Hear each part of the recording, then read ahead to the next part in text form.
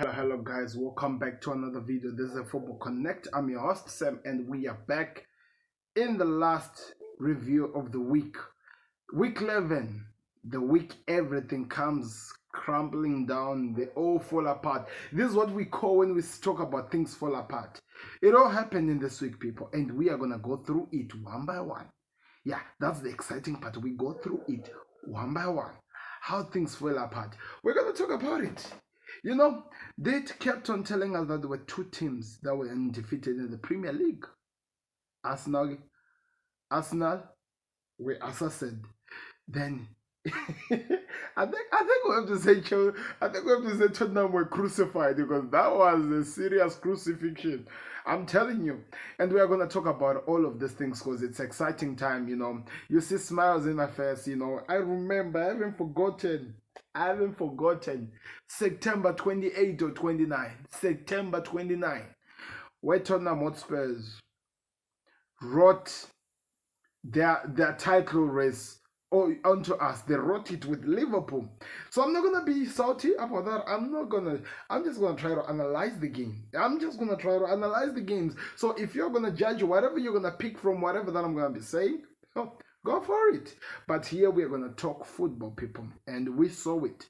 That's what we talk about. So it was a good week of football. Not really good for Liverpool, but it was a good week for football. Everything has happened. So we'll start with the big game. It was the London Derby. Tottenham Hotspurs were welcoming Arsenal. And I said it in my preview that could this be the time where Chelsea actually pull out something, you know.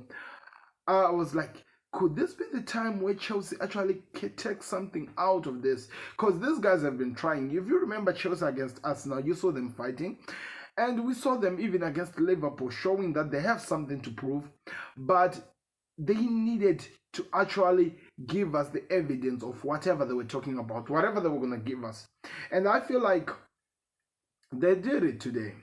They were playing against Tottenham Hotspurs at the Tottenham Hotspurs ground. I thought it was still the White Hart Lane, but it's called Tottenham Hotspurs ground, where Chelsea beat Tottenham by 4-1. 4-1. And of course, the Tottenham Hotspurs were 9 men. But, you know, 9 men. We shouldn't be salty about this, you know. We should be shameless, you know. Let's be shameless. Let's be shameless about these things. Let's talk about football as it is. So, as the game was going, what a start to football, man. What a start. Tottenham Hotspurs, they know, you can feel it when you are doing something good. The way they started that game was evident enough to anyone with eyes that there is something special about this squad. There is something special about this group of players. So the game went well, and so many chances, you know, because Arsenal has so many players who are very good using the speed. So they wanted to take advantage of that speed, but guess what? This is very important. Tottenham Hotspurs, especially on the Romero side, he had to do some crazy tackles to stop this Chelsea from hitting them on a counter-attack. And he got away from one first red card, which people thought should have been given then. Then he got the red card. But before the red card, Dejan Kulusevski scored. What a goal, by the way. What a goal. Tottenham Hotspurs are feeling it already. It's 3 minutes into the game. We are already leading. The game is going on their side. 15 minutes later, they score a goal. Son scored. It was disallowed because it was what? It was not a goal. We were told it was disallowed. I didn't really watch that part, but it was disallowed. As the game continues, some crazy tackles. You could feel that this is a derby. This is one thing that we missed of derbies. That excitement, that fight. Then what happens? Chelsea scores the first goal, disallowed for offside. They score the second goal with Sterling, disallowed because of a handball building up into the goal. Then they scored the third goal, which was disallowed. But this is the crazy part. From where the ball was kicked from by Moises Caicedo, and where the defender the striker of Chelsea was standing, I think the keeper was going to be able to rearrange himself to see if the ball was coming. They say the same things against Manchester United, if we remember so well. So the VAR inconsistency here, we have to check it out. Or unless they're saying we should not take note from what we saw today, this is how they're going to be doing it going forward. If it is that case, then we are taking notes and we are moving on, because it's really important to see where they're going. As the game continued, then the things happened. After that one, the VAR goes on, so the goal is disallowed there, but there is a red card which is taken out because Romero decided to go after, I think it was, who was it? It was Enzo's leg that they were trying to dismantle. Then he was taken out. After being taken out, then the penalty was kicked. Chelsea scored 1-1 leveler. And also Udoji got a yellow card. The game continues. We're playing so well. Chelsea are trying by means to find a way to utilize the main advantage to do what they can do. And I have to give it up to Chelsea, to Tottenham Spurs, because they played so well. And maybe, of course, they were feeding off the smoke of the crowds that were around them, because guess what? They were home. But the same ground that there were 2 men sent off is the same ground again which 2 men were sent off. And let me tell you the crazy part. Curtis Jones was sent off on the Liverpool fans. I had to include this, but Curtis Jones was sent off because he stepped on the ball, then the leg rolled over to take a tackle on the player. The same incident or the same situation happened in this case. Romero got the ball, but he took off the player as well. Red card was shown. Fair. And that's where the build-up of all these things. So many people are complaining that was not a red card. But that's where everything started. At Tottenham Hotspur's ground. And these guys were shameless. They were excited. As the game continued, Jota gets a yellow card when Udoji tripped himself, went down. Then again, Udoji was the guy who was tackled by Diogo Jota, got a second yellow card. He was red, he was sent off. That's what led Liverpool to 9 men. The same Udoji does some crazy on Sterling, get a yellow card. So many people think it was supposed to be red. Continued in the game, get a second yellow card, red card. It was like a scripted story. You know, if you ever watch these movies that you know what's gonna happen, but you don't want to rush to the end quickly. You just have to watch in and consume every single thing you are getting. That's exactly how this felt like. I was watching this as a Liverpool fan and I was enjoying myself. I was going crazy, people. I was on cloud 9. I'm telling you, this is what we talk about when you say football is made out of moments like this. I was on cloud 9. I enjoyed this game. It was exciting from start to finish. It was a battering from start to finish. Anyway, so as we continued, gets a red card, but after getting a red card, you are now 9 men. 10 men, of course, you can say that you can be compacted and you hit the team on a counter-attack and you would win the game. But you can't tell me, if you have ever played football, if you have ever analyzed football, that you keep playing a high line while you are missing 2 men in the pitch. 2 people are missing in your pitch and you're playing a high line. There's something wrong with that manager.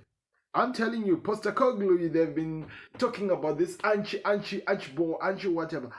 That is the worst thing a manager will ever do. Let's talk about it. Delusion at its highest peak level. That's exactly what we're talking about when you talk about someone being deluded. And what happened after that? It was like a scripted story. Everything kept on happening the way it was going. Chelsea was wanted to rush things, but one thing I loved about Mauricio Pochettino, talked to his player, he reminded them that you have the advantage. If you rush into things, you do some crazy tackles, and crazy tackles leads to unnecessary cards. Talked to his players, and he was able to make the ball flow. In the middle of this chaos, Maddison goes out with an injury. Van der Ven goes out with an injury. So it means now Tottenham Hotspurs are playing with two makeshift centre backs. We talked about this thing that I'm not the one who's gonna wish like injury on any player. No, no, no, no. That's very wrong. But we have always asked this question that a good football team, we can always tell how much good a team is with the way they go through some crazy chaos like this and how they're able to rise from them. And I saw it that from this game, playing a high line, while you have some players who have no legs, like Dyer. It was a crucifixion, man. I feel like it was a crucifixion from the beginning, and it all led into the downfall of Tottenham Hotspurs. We wanted to see what the manager would do. We had so many questions on how would he does his things if he's set with some crazy occasions which allows him to do something better. And we've seen that he fails. Because if it was a test of playing with 9 men, he failed. He saw Klopp a few weeks back how you play with a 9 man team. And he went and said that I want to do the opposite. And we could see that that's what led into the crazy chaos that Tottenham Hotspurs had to go through. Secondly, and this is very important, secondly, when you are playing a game, when you know that you are doing this, the only good thing is to allow the defense to be more than the strikers, because the defense has to protect what's behind. And this man did not do that. And I feel like that's what led into Tottenham's downfall. And now the question is this: how do they rise without two of their starting defenders? I don't know Madison if he's gonna be fit, but it seems like he's out. It's gonna be interesting to see how the next coming weeks goes for Tottenham Hotspurs. That's the truth of the matter. It's really gonna be interesting. But the only thing I'll never understand, why was Ange Postecoglou playing a high line when you know that you are missing so many key personnel? I will never understand that. I will never understand for the life of me, knowing that you're playing with a team with not even the right center backs, with team players who are not even good in terms of running. I will never understand that. And I need somebody to come out here and please tell me, how do you even do that as a manager? As a football person, somebody who understands football, how do you even do that? Well, like I said, I'm always gonna give the game management well to Mauricio Pochettino. He set up his team. They played football the way they were supposed to. They moved it properly, and he helped the players, opened up the space, the passes, which became so difficult for the Spurs players to follow each and every player onto the pitch, because the pitch was too bigger for them to cover it all at the same time. And I felt like that was also one of the most important things that they had to do, because they were trying to hit those counter-attack, but man, you have to put some respect on Vicario. I think he did so well in terms of how he was tackling, the way he was running around, and he was doing so much. It shows that there was some fight. There was some fighting spirit into this, but the way the game went on from there, it was interesting. It was exciting. Now the game ends, and the game ended by 4-0. Should have been 5, maybe 6, even 8, to be honest, because Chelsea had it all in their hands. It was all in their hands. They could have done anything they wanted, but they settled for that scoreline. I want to hear your thoughts in the comment section. What did you think of this game? What do you expect? Mauricio Pochettino came back to Tottenham Hotspurs to hunt them down, and he did just that. And he did it to the most amazing way ever.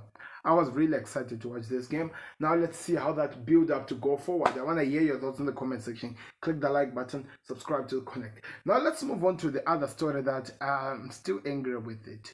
Okay, so let's talk about Liverpool.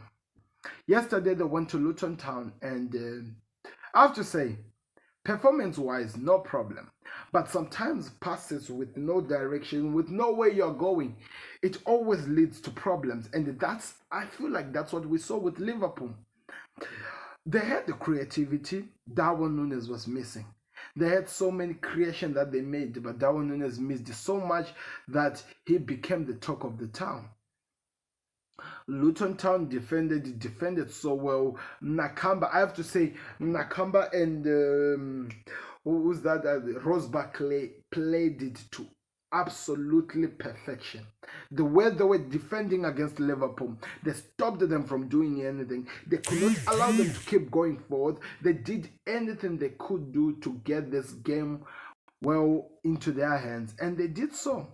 There were some unprofessional things that happened in the game. Firstly, I feel like Darwin Nunes, as much as I really love the guy, he has to learn to focus, because I feel like he loses focuses when he's supposed to be focusing on something that is very important. He was supposed to be looking at the ball, not thinking about how the people are gonna be celebrating him, to set his leg so that the ball hits him and it goes at the back of the net. It was an empty goal. I've never seen Cody Gakpo miss those type of chances, especially knowing that he's only alone, no goalkeeper to stop him. He scores those ones for fun. And I feel like that's another level we need to reach with Darwin Nunes, because I feel like he's still lacking there. Hopefully now Klopp, because he's speaking with him in the language. Of course, people are expecting me to go crazy. Tottenham Hotspurs helped me to cool down, and I'm really enjoying myself. So you can go check it out. The reaction I did today, you just go find out what I was saying. But this is very important. Darwin Nunes, you are not going to score all the time this particular goals, but you will get so many chances of these tap-ins, easy tap-ins, move on, the passes that they're supposed to be getting straight into the net. That helps you even in the team. He has to learn to slow down. He has to learn to be able to understand that he's no longer playing this Sunday league football. This is football now. You need to slow down. You need to take it easy.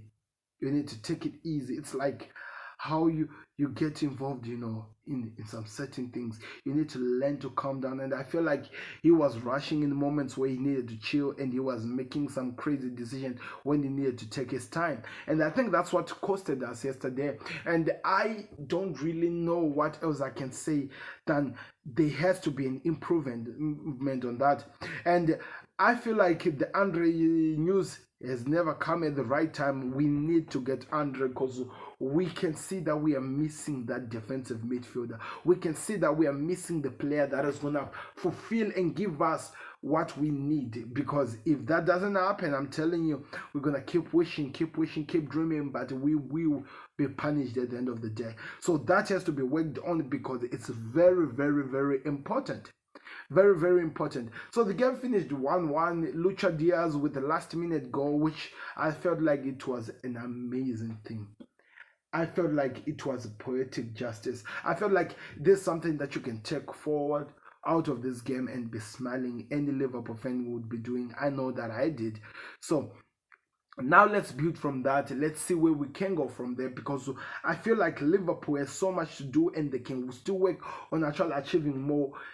This is the best round, the best part. Like, I think we've done so well to find the best to build on this next Liverpool from, and I think we have to work on that. But yeah, we lost, and I think that's the reason why I don't think we are in the Champions League. We are challenging for the league. I feel like there's still some few things that I'm missing that I know we can work on and we can improve on, so that we can take advantage of those. But at this moment, it's still building time. Let's see where we go from here. Let's see how we make this better. Let's see how we do it so perfectly. But yeah, Darwin Nunes has to work on his shooting boots, people. This should have been a game that should have ended a long time ago. Let's see what happens. McAllister won't be in the next game. It's going to be interesting to see maybe a debut for Endo, or maybe Gravenberch will drop at the deep, or maybe even Curtis Jones. I've seen Klopp doing that before. So it's going to be exciting to see where we go from here. So Bosley, I did not really see that much of him in the game, to be honest. I felt like he was out of the game. He has to work on that, because we need that man. We really need that man. In terms of the new Liverpool we are building, wherever we are going, we really need that man. So it's really important to talk about that. But it finished the 1-1, and I think we were lucky to even score that goal, because I think Luton did enough to deserve something out of the game. And Maybe when you look at it, a single point is fair, but you never know.